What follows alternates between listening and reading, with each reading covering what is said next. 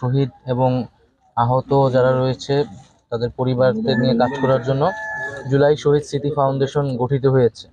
Already আপনারা দেখেছেন যে সরকারের তহবিল থেকে 100 কোটি টাকা সেখানে বরাদ্দ দেওয়া হয়েছে। তো সেক্ষেত্রে আমরা আহতদের নিয়ে অলরেডি কাজ শুরু হয়ে গেছে।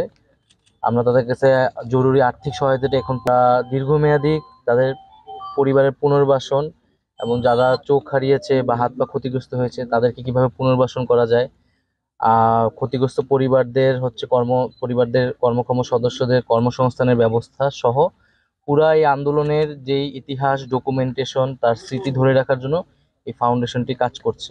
পাশাপাশি সরকারের জায়গা থেকেও সমাজ কল্যাণ মন্ত্রণালয়, স্বাস্থ্য মন্ত্রণালয় থেকে বিভিন্ন উদ্যোগ নেওয়া হয়েছে, সেগুলো অব্যাহত থাকবে। সেটা তো যাচাই বাছাই চলছে এবং প্রাথমিক একটা তালিকা হয়েছে, কিন্তু এটা আমরা শেষ করে দিচ্ছি না। এখানে এন্ট্রি করার সুযোগ থাকবে যথাযথ তথ্য প্রমাণের ভিত্তিতে।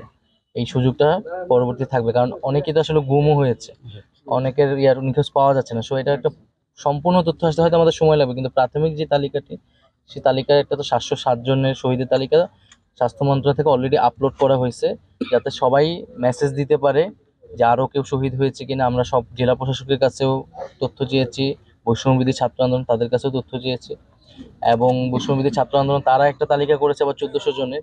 তো সেই